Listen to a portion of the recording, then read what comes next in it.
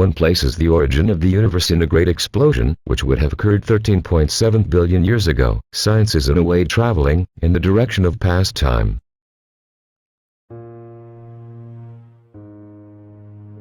This time is imaginary, for the past no longer exists.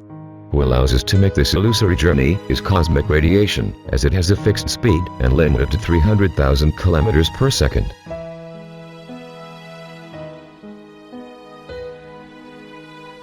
When it comes to astronomical distances to travel, light takes too long.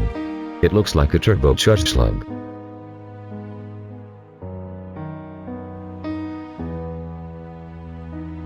Nothing is known about the path this radiation from the Big Bang might have traveled in space before reaching us on Earth.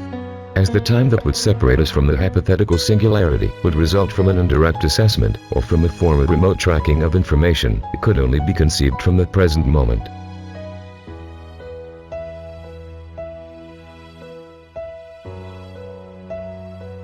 In this case, the time that would separate us from the Big Bang seems to be contained in the observer himself, by a principle of direct access exclusion. For this reason, the cosmic radiation used in tracking is called the background.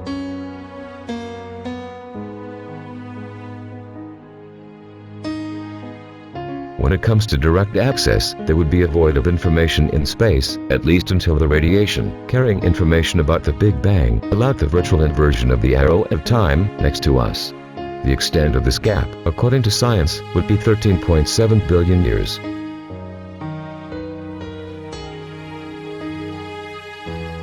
When we started tracking information remotely, we would be putting time's ground zero in our present, not at the Big Bang.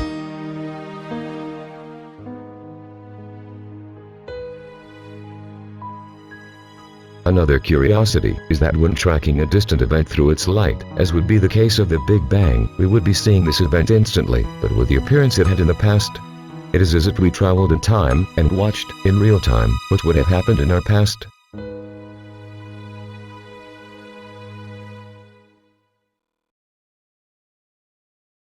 This illusion also happens when you look at the night sky and see the stars shine.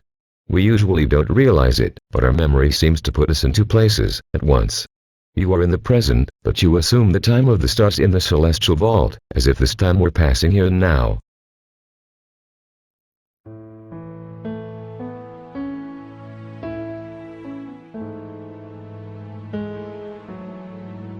Thanks to their time-displaced and phase-shifted images, the stars appear to you as they did in the past.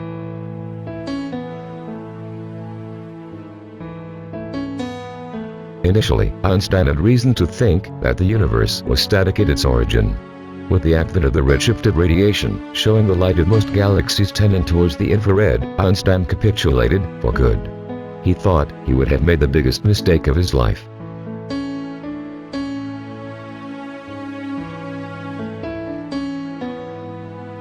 However, inflationary theory predicts that all the matter we see expanding in the present would have been concentrated in a single point in space, smaller than the eye of a needle. Until the moment of the Big Bang, space and time did not exist.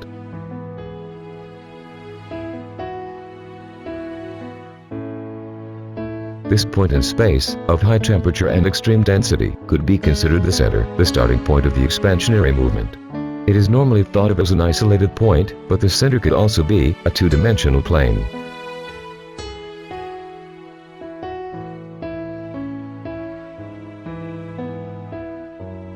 Someone who could be aware of his position in a flat place like this, in whichever direction he looked, would see all the stars shine at once, and the sky would be fully lit up. Recording such a place would be impossible for us, because, to interact with the universe, we depend on our memory, and, consequently, on the existence of time.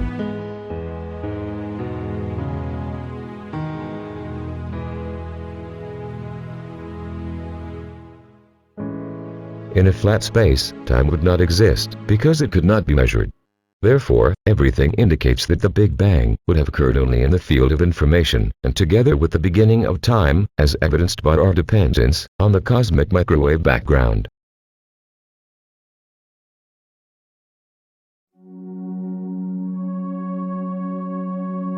Let's suppose that all galaxies were on the same two-dimensional plane, or on a single point in space, smaller than the eye of a needle.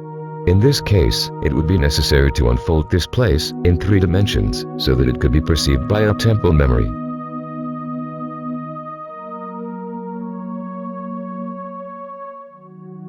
For time to be added to space, the latter would have to bend. Time would give depth to space, as can easily be seen in the figure of the future light cone of events.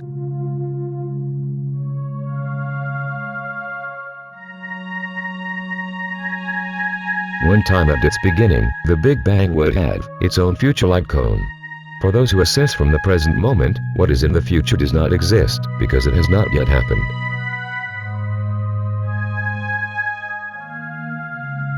Thus, time in the depth of space could only be conceived after the inversion of the arrow of time, with us in the present. Before that, time did not exist.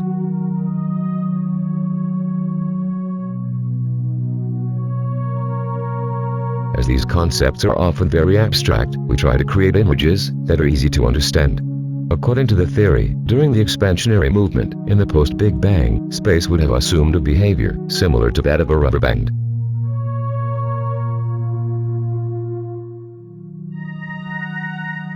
It would have started to stretch continuously, pushing the galaxies away from each other with constant speed and acceleration.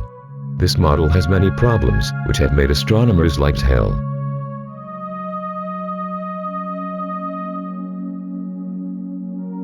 Stretching a rubber band creates tension between its ends, resulting in an increase in elastic potential energy. The resultant force points in the opposite direction to the stretch.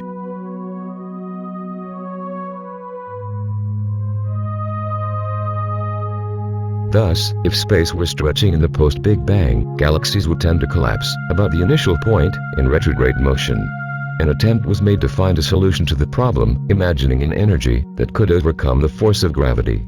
It was called dark because, to this day, no one has been able to prove its existence.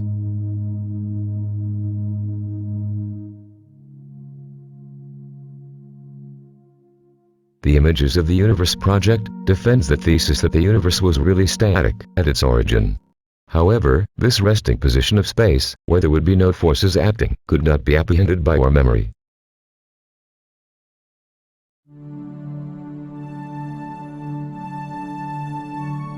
Even if absolute motion did not exist between galaxies, to see their stars shine in the night sky, time would have to promote relative and continuous motion between them.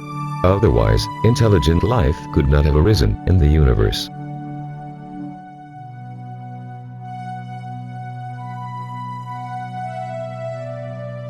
The model of a birthday balloon, in which we painted some dots on the rubber, representing the galaxies, illustrates that they would not abandon their positions while the balloon inflated.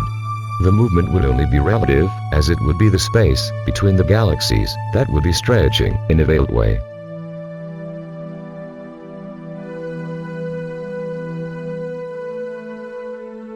The only way to overcome the static universe controversy would be to consider space as someone sending a letter to a friend who lives in another country. With the advent of the internet, this situation no longer exists, but it serves to illustrate.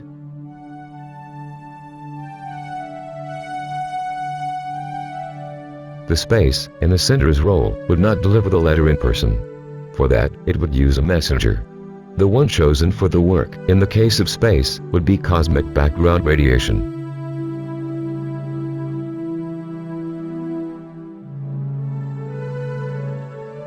When the friend received the message containing the information about the Big Bang, time would be standing between the two, and the sender space would be out of the process.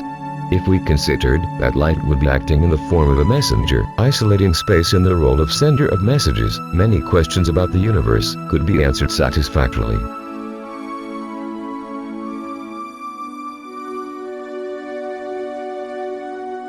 But, for that, we would need to understand how the messenger behaves, because its behavior would replace that of space.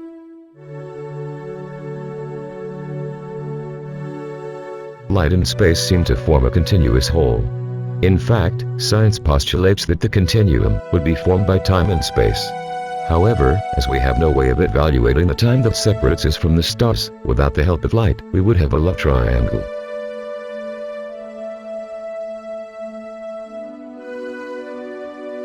Space will stretch, if the light says so.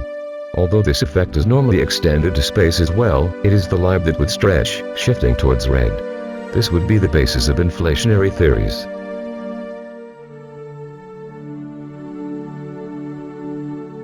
Light is the tool that allows us to assess the geometry of space. This is done indirectly, because, due to its limited speed, the evaluation is always done with delay.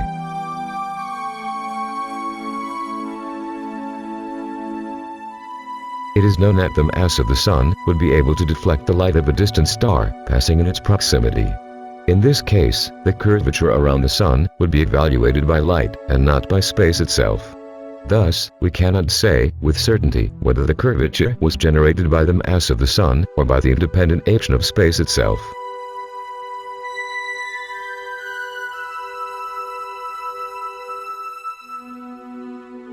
Thanks to light, the chemical composition of the stars, their positions in space and their distance in time, are also evaluated. Even the existence of a black hole is assessed by the indirect effects of its gravity on light. In short, we are true slaves of electromagnetic radiation.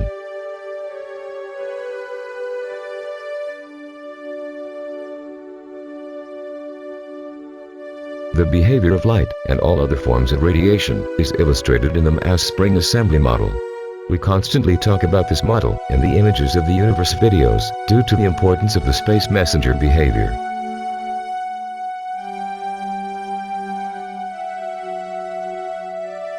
The harmonic movement that light performs has 3 stages, which are normally extended by science to space itself.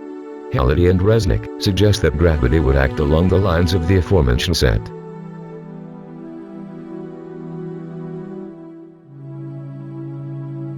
Imagine a block connected by a spring to a fixed end. This spring could be at rest, stretched or contracted. For physics, 2 bodies with mass, which were infinitely distant from each other, would be interconnected by the spring of space. This spring would be at rest at infinity.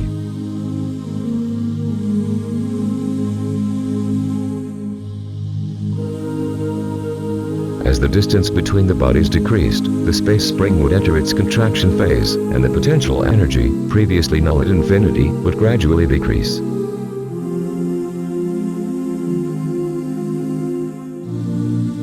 There could be no increase in potential energy between celestial bodies in spacetime, as it would only be expected during the spring stretching phase of space.